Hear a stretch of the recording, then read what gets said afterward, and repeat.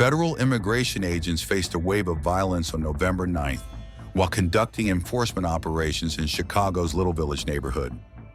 As per the authorities, federal agents were boxed into a street and alley when a man driving a black Jeep opened fire and fled the scene. At the same time, rioters hurled bricks and paint cans from rooftops and rammed vehicles into the agents' convoy, officials say. The Department of Homeland Security described the attacks as unprecedented and part of a trend of violent obstruction of federal law enforcement. The Chicago Police Department reportedly secured the area, and no officers or agents were hit by gunfire, they confirmed. The ordeal spanned about 3 hours and stretched across several city blocks, officials say. Agents reportedly deployed a flashbang device during the confrontation as the crowd kept up an assault with debris and blocked access routes.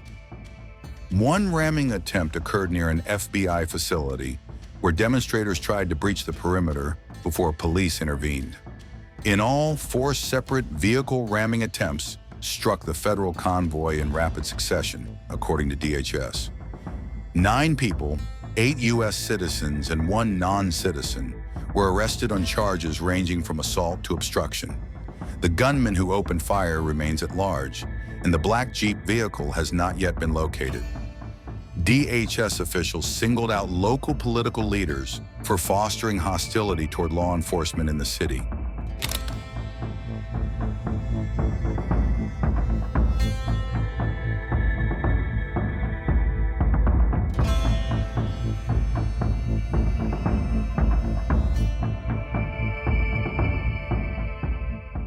Assistant Secretary Tricia McLaughlin said their mission would continue despite the violence and warned that anyone who laid a hand on law enforcement would face consequences. The enforcement operation falls under the campaign codenamed Operation Midway Blitz, launched in Chicago 2 months ago. That campaign has already resulted in thousands of arrests, including some U.S. citizens and people with no criminal history. Meanwhile, a federal judge recently issued an injunction limiting the use of force by DHS agents in Chicago. You know that my background is in business, that I've served in Congress, that I've been a governor, and that I am the Department of Homeland Security Secretary. And most people, when they first talked to me about that job, or even when they first heard my name, that President Trump would nominate me for that position, said, "How did that happen? Why would you want to do that job?" And I often tell them the story of when President Trump called me after he won the election. He gave me a phone call and he said, "Christy, I heard that you might be interested in being in my cabinet and helping me when I get to the White House. What position would you be interested in?" He said, "I thought some people said maybe agriculture or interior. What were you thinking?" And I said, "Sir, I would be interested in being your Homeland Security Secretary." And he said, "Why would you want to do that job?" And of course, he was picturing Mayorkas and how he was doing that job. And I said, "Sir, I want to do that job because it is your #1 priority. You have talked across this country and told people you were going to secure the border, that you were going to deport people who are here illegally, that you were going to enforce our laws, and you're going to have somebody who's actually tough enough to do it.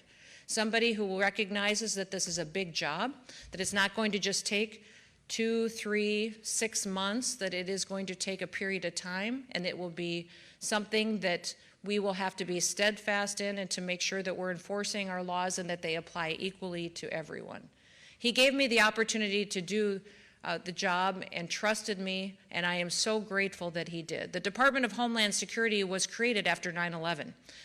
It was created after that terrible terrorist attack, and the mission of the department is to secure the homeland with integrity and with honor.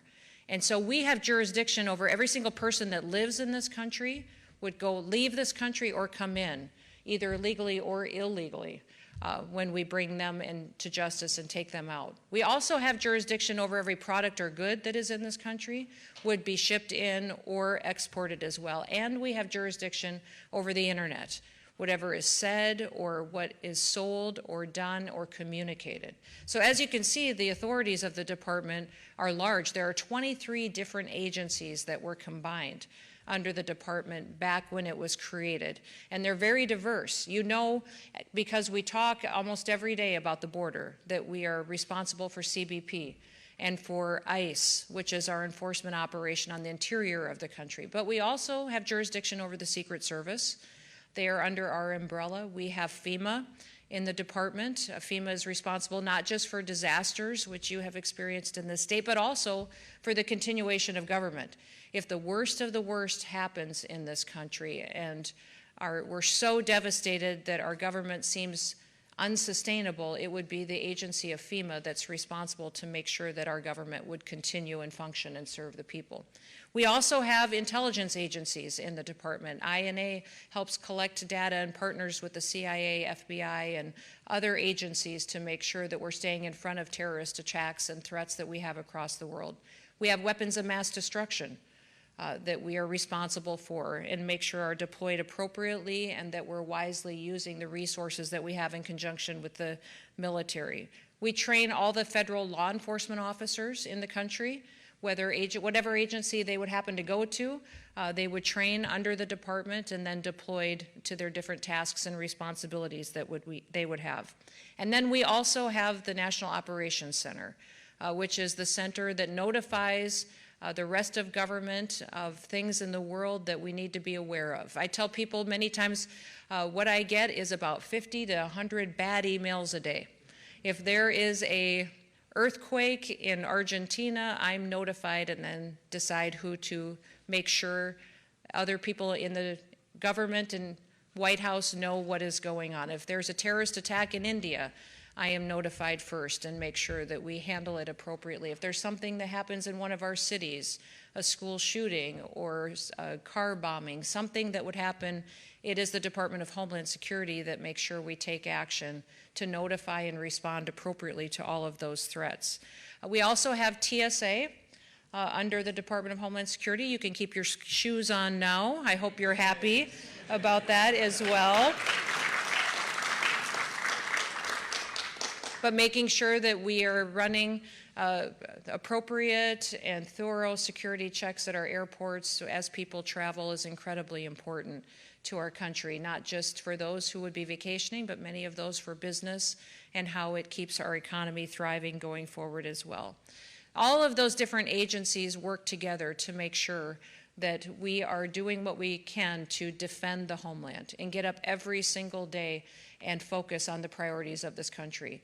I'm so impressed with the individuals that serve in this department that are thrilled that under President Trump's leadership, they get to do their job again, that they get the chance to go out every single day and to enforce the law and treat people fairly under the law and make sure that America once again stands for integrity and for truth. In fact, you saw our recruitment campaign that we had with ICE, that we were recruiting 10,000 new agents to work with ICE, and we have today crossed over 200,000 applications for those 10,000 new jobs that would be created. People want to be a part of going out there and making their communities safer. And I remind people all the time, these agents live in these communities, and they want to be out there getting these dangerous criminals out of these streets and out of these schools and communities and housing areas where their kids and their family members live.